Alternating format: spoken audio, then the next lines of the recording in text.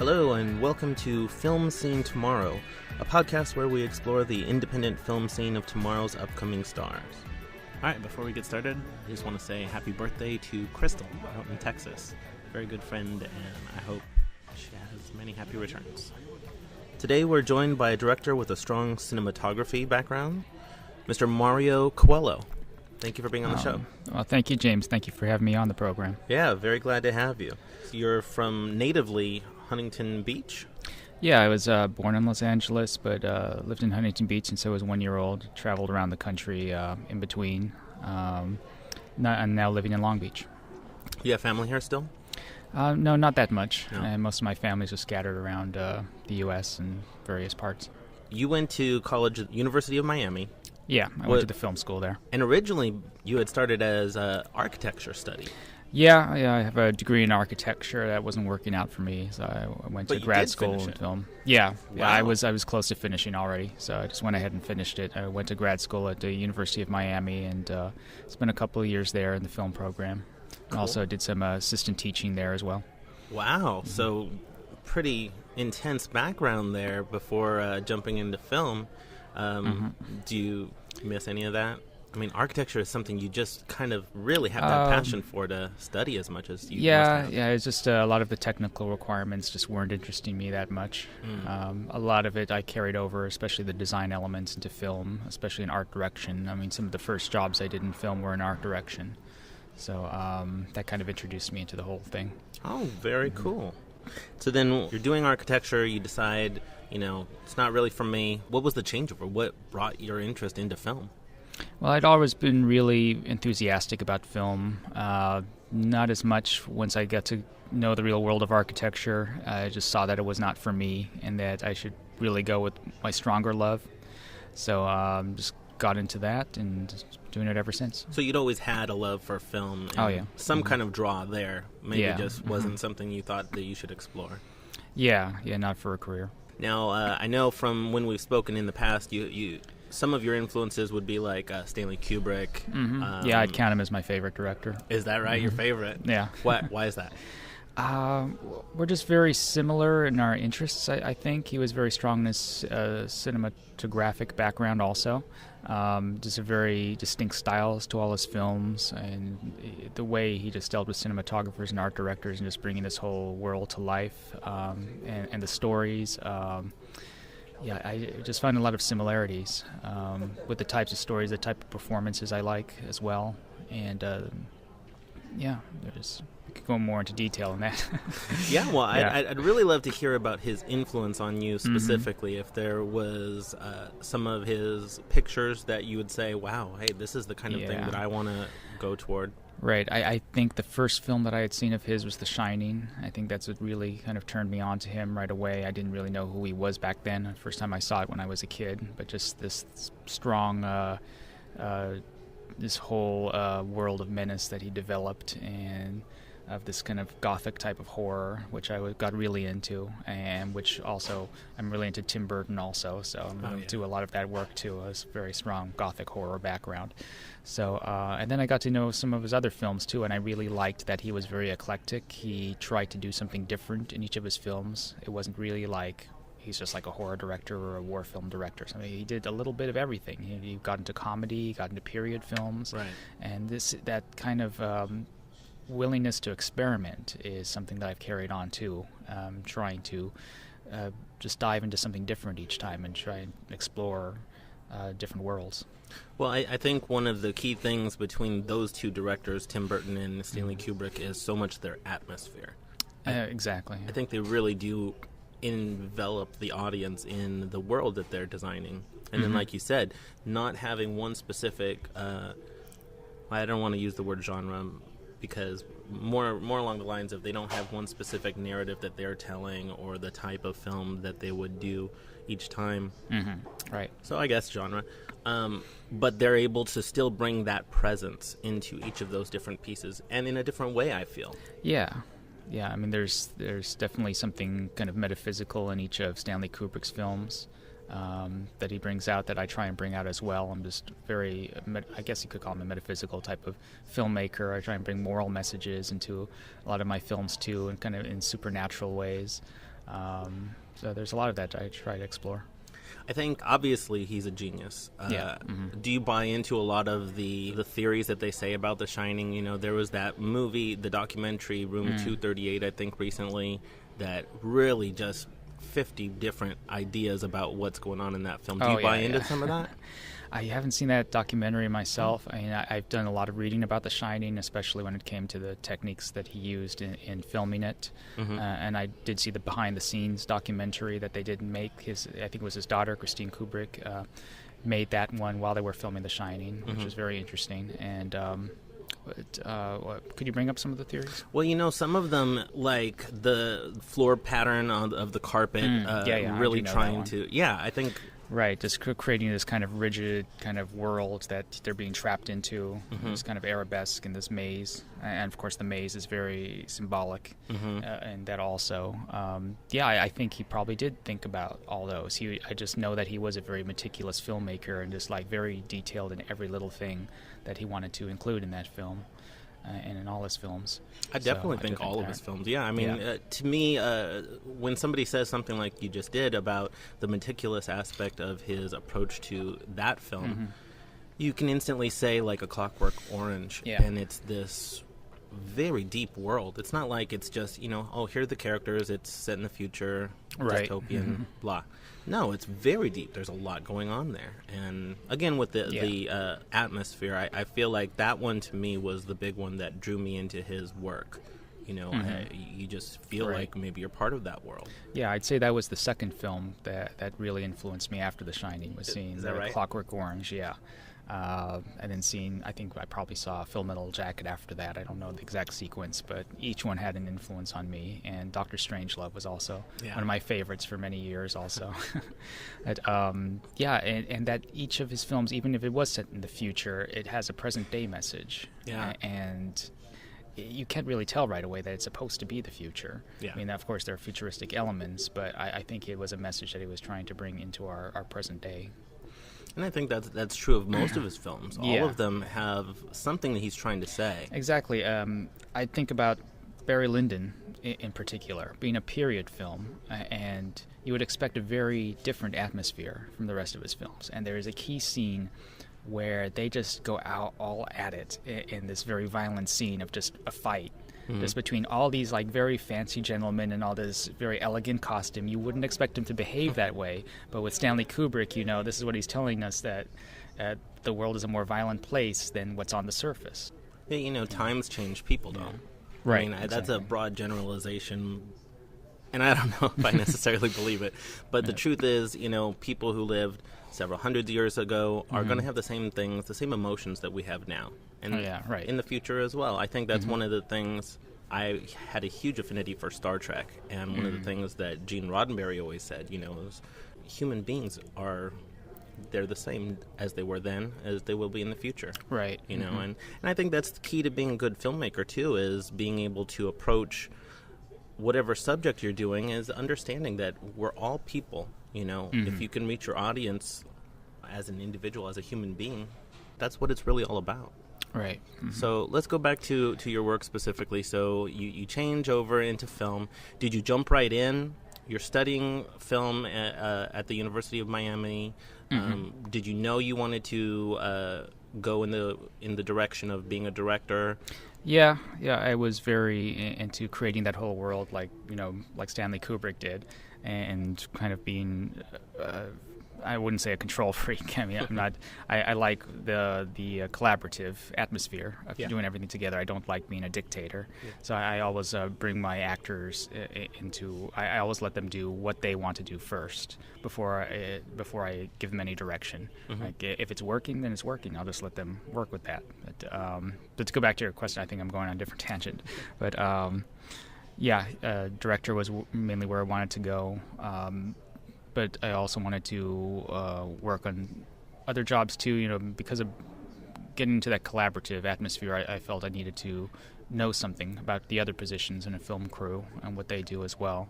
And so, did you do a lot of the different tasks, like gaffer, A little sound of each, guy, yeah. I can't say I did a lot of it, and you're not going to, unless you're actually going to go into that position, do a lot of that, but try to get as much experience as I could. Sure. It gives you a better idea on how to control a set, Yeah. and to bring what your vision was, perhaps what you were... I don't know about that word vision. What do you think about when people say, oh, the director's vision? Yeah, I think it's a good word, and it could go with it. I don't know what to say. Really, it's just how you create your world. I think there's a lot of people who have a little bit of hesitation when it comes to that because it is a collaborative process. Yeah. I come from a very strong individual art background, painters, photographers, people where they're creating from a single person. Right. And so that idea has never seemed strange to me, but when I start speaking with filmmakers who are against the idea that, it's his vision for the film, they get really, really against it. I mean, they're just violently everybody has a different point of view. Yeah, that's really what it is. But I think there has to be a vision, and it's not going to be all about one person. I mean, it does have to be collaborative, but at the same time, suppose you have a director who has one certain vision. I don't think he can have like a cinematographer working with him who has an exact opposite direction he wants to go. It's just not going to work that way. You need to find some people who are at least similar, have a similar goal to what you want to create. And of course, you're going to take their advice as well. But it can't be like all going all different directions, of course. Do you see your films in your head when you're writing them? Because you write most of your work. Yeah, absolutely. Yeah, I see them playing out in my head. And so then when you're in pre-production and you're looking for other cinematographers, or do you do most of your own work? Do you DP your own work? Or do you it depends on the budget. And if I really don't have, if I really can't bring that many people together, I'll do a lot of it myself. I mean, if I really feel strongly about, especially about the vision, and it's something that I can do, do some cinematography as well, then I will do both. So when you're looking for these people, when you're not doing it yourself, do you go through a really rigorous kind of interview with them, saying, well, this is what I see for this film? Yeah, I wouldn't say a rigorous one, but we do get together. I do have interviews with them. I present to them my vision and get to know them as well. I mean, I get to know as much background as I can and see the films that they've done previously, and from that I can judge if we're going to have a similar vibe there. Yeah, I mean, it's important. Yeah. I mean, for the entire process of getting your crew together, you want people who are going to understand what you're going for right. Sure. So we keep going forward and backwards, but so you're in school, you decide, you're always heading towards being a director. When you're done with school, you graduate. Did you jump right into the film field? Were you doing shorts? Yeah, I was making short films all along, whenever I could.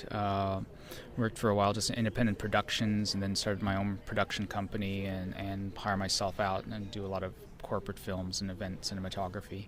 Oh, okay, so you were a production company for hire kind of deal.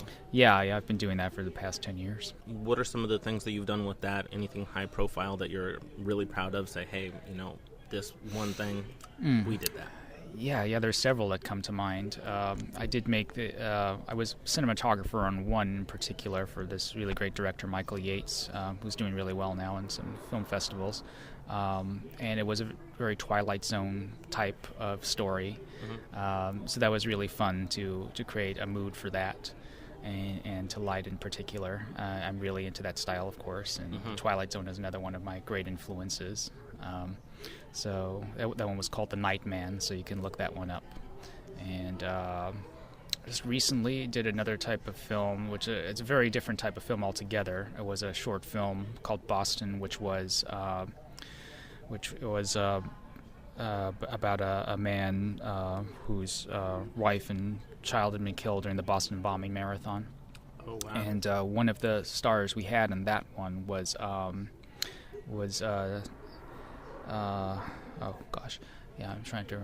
Nancy Ritter. She is the ex-wife of John Ritter. Yeah, and she was great to work with too. after simultaneously working with these other productions that your company is doing for other companies and stuff. Yeah. Tell me about some of your films that you do. Where you started with the films that you were writing yourself, and if they're still the way they were when you were first out and doing your stuff, or have they evolved over time? Yeah, I can't trace a particular evolution. I think I do have a kind of a look and style to my films. A lot of it is influenced, like I said, by Stanley Kubrick, by The Twilight Zone, a little bit of Tim Burton, maybe sometimes. They're all kind of different, though. I try and look for something a little different, but to still bring some of that style into it, just like Stanley Kubrick did. I do a lot of short films, mostly, just mainly for the budget. I like bringing, just the whole genre of the short story to life on film.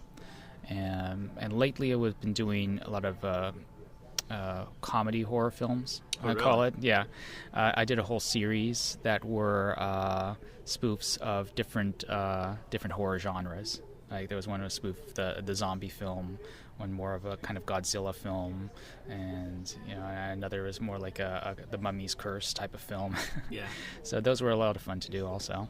Now, with those parody films, would you say they're generally just comic / whatever genre, or were you poignantly trying to point a finger at some of these genres?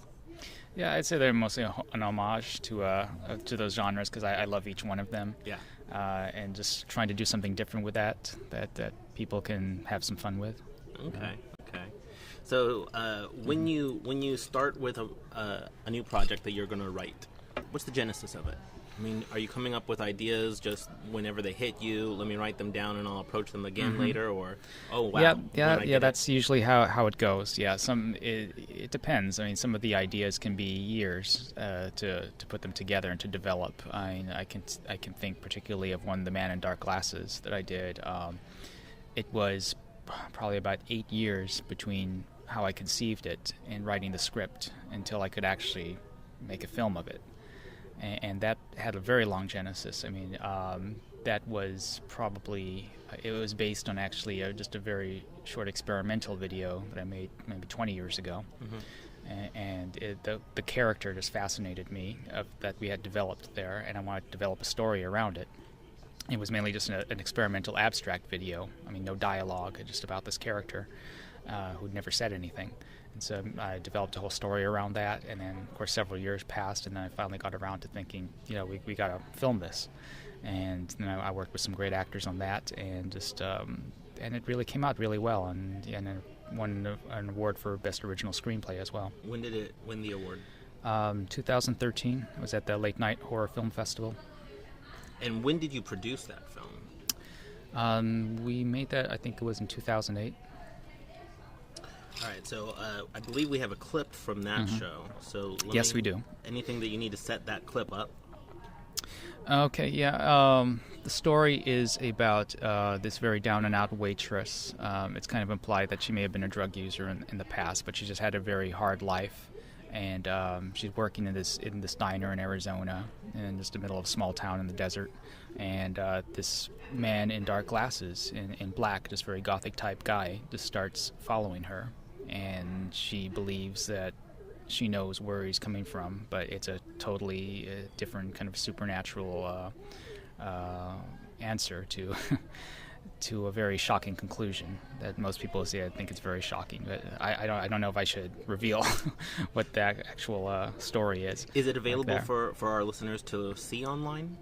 Yes, it is. Let's keep it a secret for now. Sure. All right, here we go. This game is over.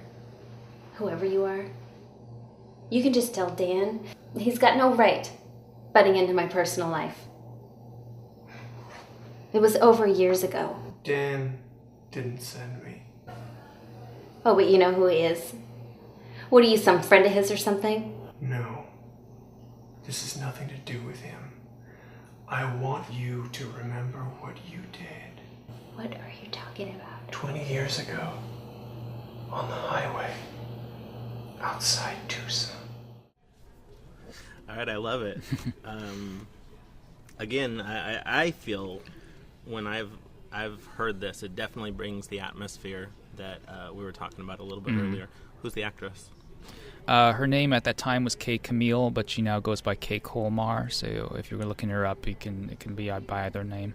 And she actually got an award for that film too for a best breakthrough actor. Yeah. Did you work with her a lot, or a one-time only kind of deal? No, only on that film. Oh, yeah, I'd okay. like to work with her again. It's, she's so busy working on a lot of other things, and I actually think she lives in Arizona now. Oh, okay. And the actor? And the actor is Corey McIntosh. He's been in a lot of stuff. I can't bring him to mind again, but he's a really great actor. He does a lot of guest star appearances on TV shows, and you can look up Corey McIntosh too. So since we had just a moment of talking about actors, let me ask you. You had brought up a little while earlier. What's your approach with actors? I like what you had said earlier. You said you prefer to let them have their latitude for their first go, and then maybe take 2, take 3, kind of give them a little bit. Yeah, exactly. Yeah, I try and keep it simple. I want to do it collaboratively like that. I don't really want to be like telling them how to act. I mean, they know how to do that, and that's why I hire them. And after the audition process, I want to make sure that they know what they're doing and they know how to tackle the role. And so we'll just go through the scenes. I'll let them do what they want to do with it first. If something is really not working, then I'll start working with them through that, and seeing how we can just improve that performance and bring it around to what I think is going to work out best for all of us. So before you start production, do you take a lot of time to get the actors to understand both their part and the film? Yeah, I try and write up some notes for them, some background for the character, so they can really get into the history of the character. And it also depends on how much time we have, of course. Yeah. Sometimes it'll be kind of a rush production, and I just have to go with their performance and kind of work as best we can through it if we don't have that much time to prepare with the role. You've taken the time to give them backgrounds on the character. You're explaining the film itself. Do you ever have any actors who are like, okay, this is the reason you've hired me, because I can be this character, and I don't see this situation how you want to do it, and I think this character would do something else. Somebody who just stands up for their character that they've now embodied. Yeah, that's interesting. I can't remember a time when that's actually happened. Yeah. Most of the actors I work with are just pretty mellow, and like I said before, I've hired them because they really saw something in the vision that I presented to them for that film, and that's the kind of character that we both saw emerging. So I wouldn't see them saying, like, I see this character to be somebody completely different. It's always a good thing when you have your actors, because I think they're the ones that you have to be in touch with, where you're going, what the psychology is of the scene. Right. More than just about anybody else on the crew. Not 100% of the time, but most of the time. Yeah. And again, I think that's the biggest, most important part of the casting call is to find the people who understand the character. Yeah, the only thing similar to that situation I could remember was on The Man in Dark Glasses. I did have a little conflict with the producer, who did see a little different vision for the film. Really? And he saw the film as more of something kind of almost comical, kind of whimsical, maybe a little more of a Tim Burton type of film, but I wasn't looking at it. I wanted to do something much more darker than that and more serious.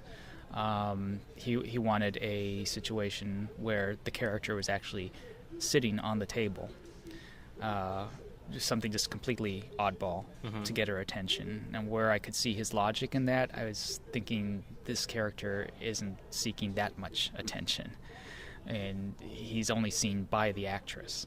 And so, I wouldn't want it to stand out so completely that she might just believe this is just a figment of my imagination and nobody else would do that. I want him to be a real person until you find out that maybe he's not really a real person.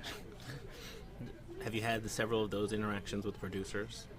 Not so much. I mean, a lot of the times I'm producing the film myself. I mean, this was just one case where I did have a separate producer. but usually we're all on the same page with how the film is going to be developing. It's always the last thing that you want is those kind of interactions where the producer's like, right. "Oh, it's my film, I own it." All right, so 2008, you've made this piece that's obviously been very well accepted. You go on to show it at festivals. Are the festivals the big medium that you try to show your work through? Yeah, I try to. I haven't been in that many, but just a handful of festivals. I just try and get as much attention through different media, usually social media, as I can, having YouTube and Vimeo and different film platforms.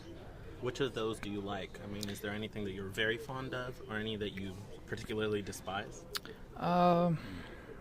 I can't think of one that I'm really fond of right now. And YouTube has its pros and cons, of course, as does Vimeo and others that I can't really think of right now. But I think Vimeo is probably the best source right now, especially they're on demand, and I have a couple of films on demand right now. Oh, great. Can you name them? Yeah, I have a comedy called Smoked, The Chaotic Reality, and the other one is Rosewood Avenue. And I think you have a clip of that, which we're going to show later. We'll come right back to Rosewood Avenue in just a moment. I agree with you on Vimeo. I think visually of all of the streaming services right now, Vimeo is probably the best. Yeah. I think they've always had a very strong attention to that, welcoming just about every format that I'm familiar with. Yeah. And they're very good at presenting a high-quality video. Right. YouTube, you know. Yeah, the one issue that I have right now is that they don't accept 4K video. Which if I want to broadcast it on 4K resolution, that it still has to be on YouTube. Yeah.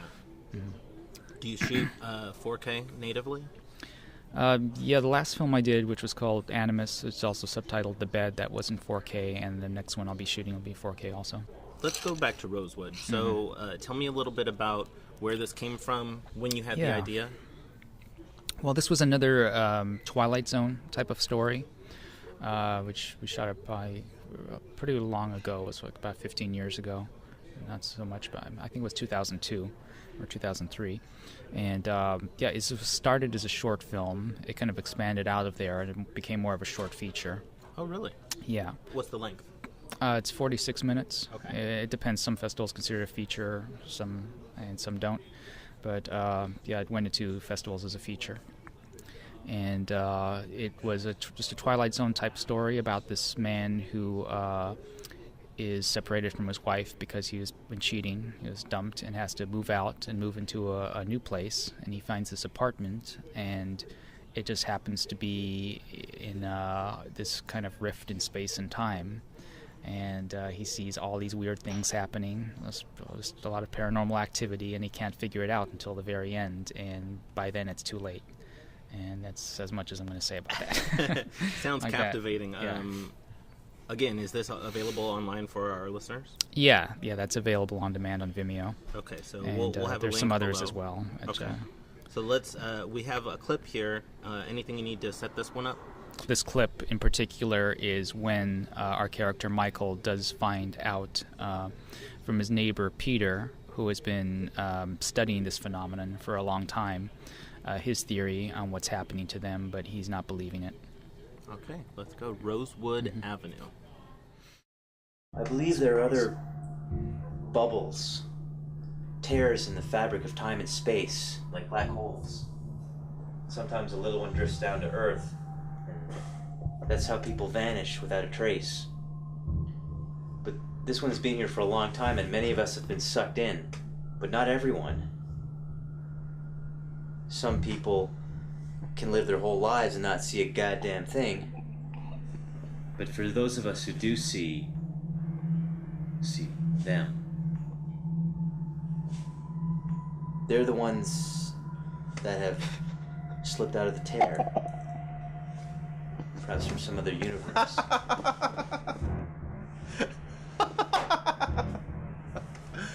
You're crazy, you know that?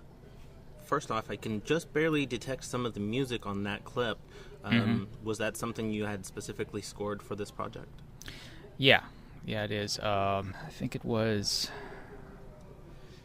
Michael Heighthouse. No, he actually did a song for the end credits. Oh, okay. Oh, yeah, I'm sorry. Yeah, it's Brian Paul Campbell, and I've used him on a few films. Okay. When did you shoot this? That was around 2002. 2002. Oh, so that has been a while. About Yeah. 14 years now. Yeah, it wasn't a few festivals after that haven't done much with it after that. Where did the genesis of this one come from? I find it very captivating just in this little scene that we've heard here. Where did this come from? What was your inspiration? Going back to the Twilight Zone, I believe, I've always been fascinated by alternate worlds, different dimensions, and time and space. There's one episode I think of in particular. I think it's called Little Girl Lost of the Twilight Zone. Yeah, where she actually goes through the wall and there's an actual little rift in space and time right there, which opens up. It's just there for a little while and then closes up. And I think this was an inspiration for this film in particular, which is very similar. Again, it's a classic episode. You've seen it in a million different spoofs, the most popular Simpsons, I suppose. Right. They even have that referred to at Disneyland's Tower of Terror. They actually have that on the wall there. Yeah. So do you remember coming up with the idea for the film? You know, again, it's been so long ago, I can't remember the exact process, and I do think Little Girl Lost was an inspiration for that as well as others, and of course my own imagination and putting the story together. And it was just conceived as a short film, as it would be a Twilight Zone episode, and it grew out of that and into a much bigger story. When those kind of things come up where you're like, well, I want to do a nice little short, 15, 20 minutes, and then it starts to get overblown like that, do you find that that's a difficult thing for you to hit a wall against? You're like, oh man, this is just spiraling out of control. No, in these cases I saw it as more of an organic process, that it naturally wanted to be a longer film, and especially in the editing, that's where you really discover how long it's going to be. The story could not be told in a very short film, I found, with all the footage we had shot, and so I just accepted it. I just let it kind of flow and see where it leads us. Are you pleased with it? I am pretty pleased, yeah. It was up for an award for Best Director, and was in a couple of festivals. It got a little too old to get in other festivals after that, so I just kind of went on to other work. But it's one of my finer films, I think. Where are you at now? What kind of films are you writing? Are you wanting to do? There's a couple of films that I really want to get produced. One that I wrote in particular is really too big budget for me to produce, and I'm trying to shop it around right now. And I do have some production companies, I guess agencies, interested that are reading it right now. It would have to be produced by a big studio. It's called The Last Magician, and I don't have anything online about that right now because it is being optioned. That story takes place in the 17th century and is about a conflict between a scientist where science is starting to become more dominant in the Western world, and this scientist had a mentor. He was actually an apprentice to a magician, one of the last magicians, hence the title is The Last Magician, who knows that his world is now dying, and the belief in magic is becoming much less. And so they kind of have this battle where they try and determine is magic real or is science real? And it becomes this kind of really kind of fun but also poignant story that comes out of it. It sounds like a really interesting story. I'd like to read the script. Do you have a full script on this? Yes, I do. I'd love to read the script on this. Sure. Now, when you see this in your mind, are you thinking, visual effects film, the magician throwing, fireballs and stuff? It's not so much. I mean, a lot of my films are not very effects driven. It's not really about cool technology. It's just about the characters and their performances. I mean, about their story.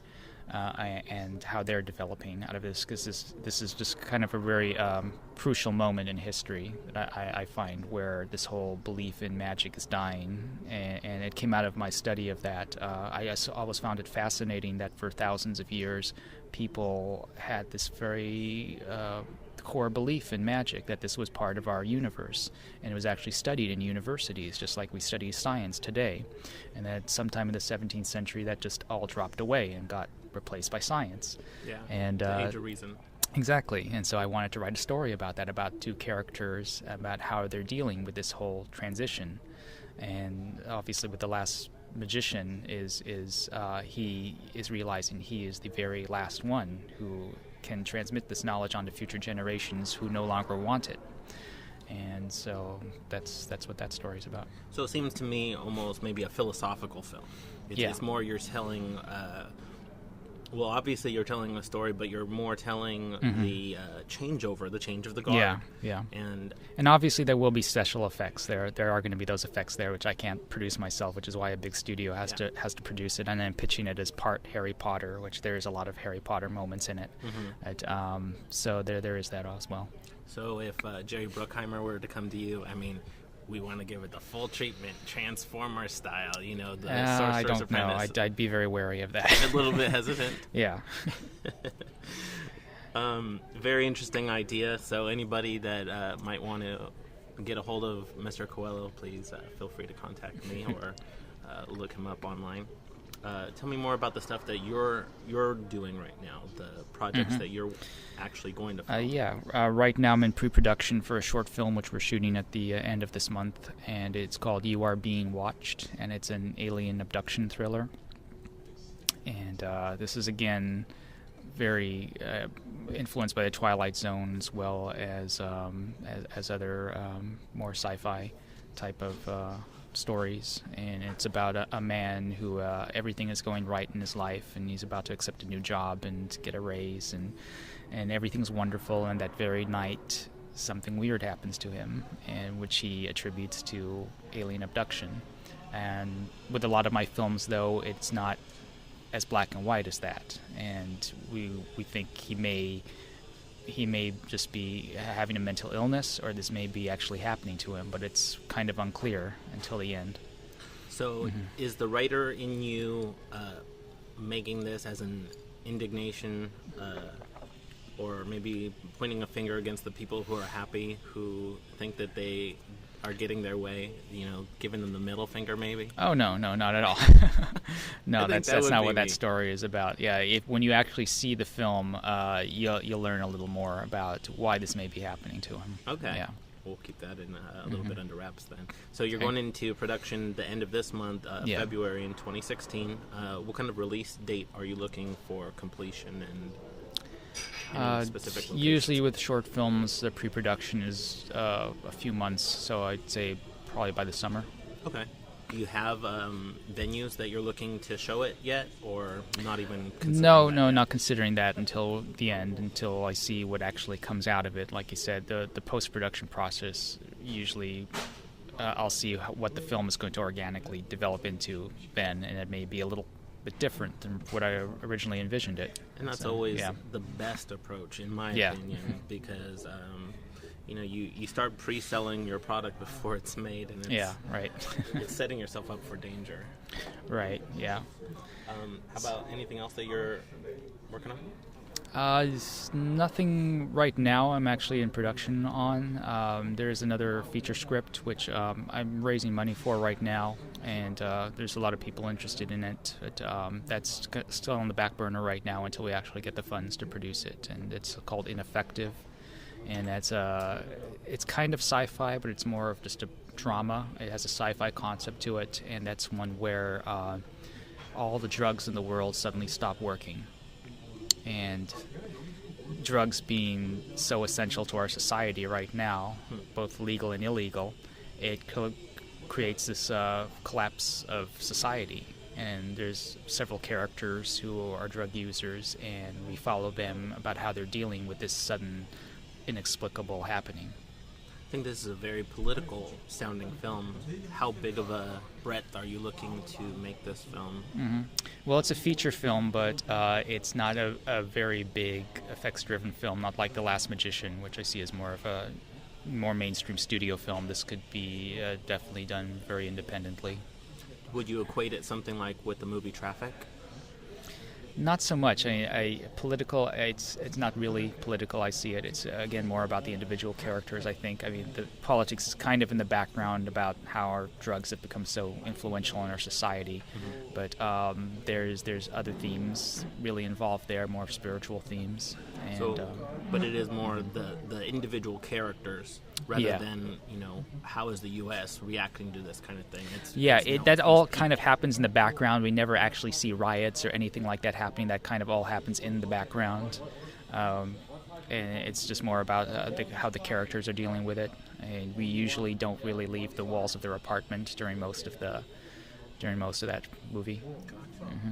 I'd love to see that. So you're trying to get funding for that right now. Are you on a crowdfunding kind of thing that maybe we can get our audience to link to, or? Not right now. I did have an Indiegogo campaign for a while, but that's been closed. But I will start it up again, and so I will be putting it out there soon. So I can get you that link later. Yeah, if you get that, please send it on. We'd love for our audience to be able to take a look at that and look up any of your work as well. Yeah. Do you have most of those type of crowdfunding or other things on your main website? No, not right now. The website is really more about the business end of things. Okay. Yeah. So any links that you've got, please send Sure. them over. Where are you seeing yourself going in the next 5 years, or even in the far future? What types of film work are you like? Well, I want to do that one day. Well, I'm trying to keep it small right now. Just focus on a lot of the work which I've been talking about on this show, especially The Last Magician. That's really kind of the film that I really want to get out there right now and get produced by more mainstream studio. And of course Ineffective, which is more of an independent work. I'm hoping to get those works out there and get noticed, and hopefully can work on bigger and better films from there. Are you looking to do features? It sounds like that's where your writing is going. More towards features. Yeah, absolutely. Do you see yourself getting involved in some of the larger studios rather than your own production company to do some of these features you're planning in the future? I'm not sure right now. It depends on the state of the industry, I would say. I'm kind of worried about how the industry is right now. I know there's been a lot of controversy about the kind of conservative direction of especially like with the Oscars controversy and that as well, which leads into a lot of other issues with the whole system. I see it as just way too traditional and way too looking at like what's gonna sell, of course, and not willing to experiment as much as may have been done in the past. And of course, for me, it's more all about experimentation and about exploring new ideas. And I always seem to come up with that problem when I get into loggerheads with the whole system, which just demands you to look at the marketing and what's going to sell. That becomes a problem. To me, I think that's the worst approach to film, looking at marketing, and unfortunately that's the society that we're living in with our film industry at the moment. Yeah. In the last 30 years, really, unfortunately, which our audience has heard me talk about at length, so I won't go into too much of my personal views on that. But right. So it seems to me... I think most of the most amazing films that I really have seen have gotten no coverage by any sort of media. It's kind of films that you would see at Netflix that you just come across just randomly, and that just really wow me. And I just feel like, how come I've never heard of this film? It's so true. Everything that's marketable is the only thing you hear about. Mm-hmm. And it is a shame, because what's happening to the film industry in general has to be led by people like us who are experimenting in things like you said, which is not marketable. And if it's not marketable, then you're not changing. If you're not changing, then it becomes passé, right. And the audience eventually starts to plateau. The ticket sales go down, which comes back to the whole business part that the studios are always having trouble with. Yeah. They look for independent filmmakers who have made a mark and get audience, and then let's bank on them. But that's not right. fair. And I've said it a million times, the film festival is really our location, our venue for showing our types of films. It seems to me what you've told me is that rather than working with another studio that may give you problems, that may try to change your vision into a bankable commodity, it'd just be easier to work on your own production company. Right. And that's the current situation that I'm in now. And of course, I could see a time in the future when I will meet like-minded people who are more of positions of power within that system that I could work with. And I know certainly Stanley Kubrick was able to find that kind of niche and produce his kind of films, which you would think nobody would really be into, and get them produced by big studios. So, I think that the potential is there. I'm just not very optimistic about it right now. I think a lot of filmmakers in your economic position would say the same thing. Of course, you have the $50 million, or not even 50, I would say a few $100 million productions. They can, generally do whatever, but trying to do something original is very difficult. And I think we've all had that situation where we see the unfairness in the system, especially like with my stories and scripts will get picked apart by all these high people and executives saying this is no good and this will never work and all that, and then you'll see what they actually do produce, which seems horrible. Yeah. Like they're doing exactly what you told me not to do, and yet you produce these people. It's like, so there's a hypocrisy there, I think. I think there is, really. I just hope it becomes more open to experimentation, because I think historically we've seen that that films that do tend to break the mold become the great films, and those are the ones that that are not what studios are looking for at that time, but they do get audiences, and it may be kind of a bit of magic to like find the match like that. But I mean, like films like Citizen Kane was nothing like anybody had seen before, and probably people thought it was not going to go anywhere. Or a film like Easy Rider in the 60s, it was so out there and experimental, and you thought it would be just like a small indie film, but it's a classic now. So, this happens throughout the history of cinema, and you got to be open to them. I think those are good examples, specifically Citizen Kane, which is so funny that we consider it a classic. Yeah, While it's an amazing film, it was blacklisted. Yeah, and you just think of the films that were made at that time in the 30s and 40s, which are so the opposite of that type of film. But it became just seminal and became the basis of many other genres that sprang out of it. So with your desire to see the industry change into a more open forum, do you think it will? I don't know. I cannot just say that I have hope that it will. Yeah. I like that. That's the best response I think anybody could have given.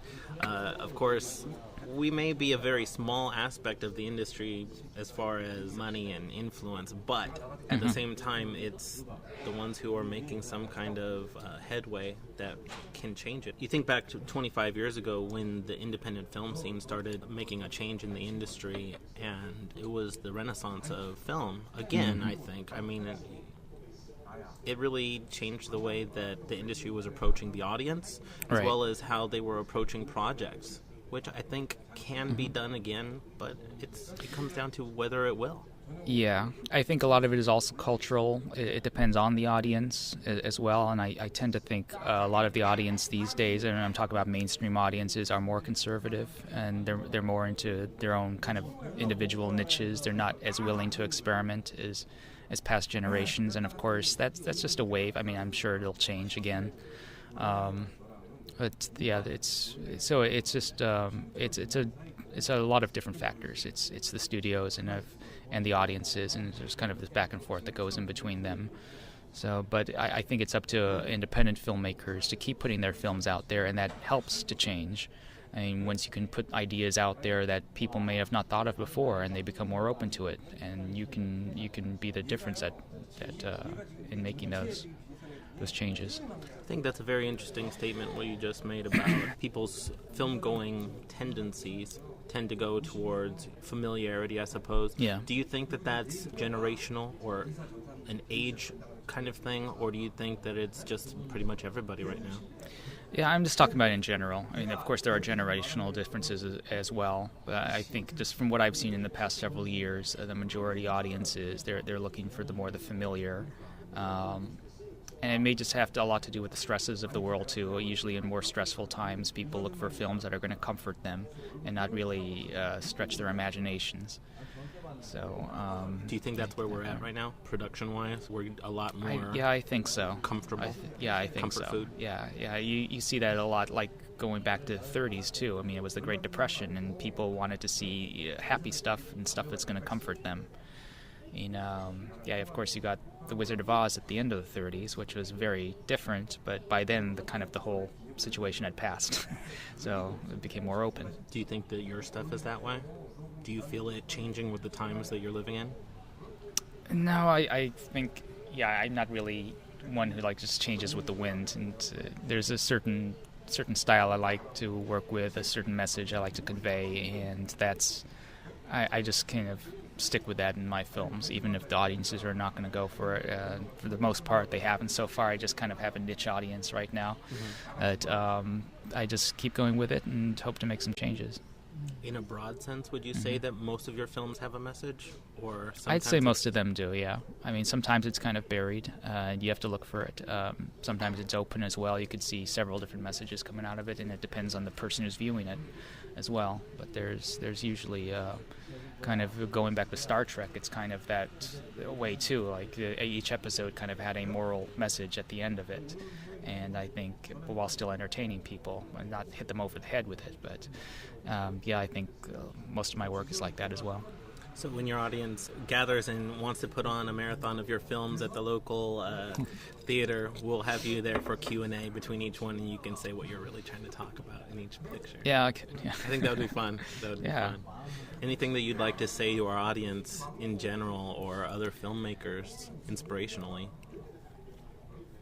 I just say, just keep going with it. A lot of the times can be hard, and it may seem that people are just not into what you're trying to talk about in your films, but you're going to reach somebody, and I think that's the real hope that's out there. That you're, as long as you can reach one person, you have the potential to reach a lot more. Mario Coello, thank you so much for being on the show. All right, thanks so much for having me again. Yeah, my pleasure. Mr. Mario Coello, director at large. He is inspiring all of us. Keep on working. Thanks for joining us. Check back with us next week when we have the YouTube duo Carly and Donnie. Hilarious comedy duo. Thanks so much.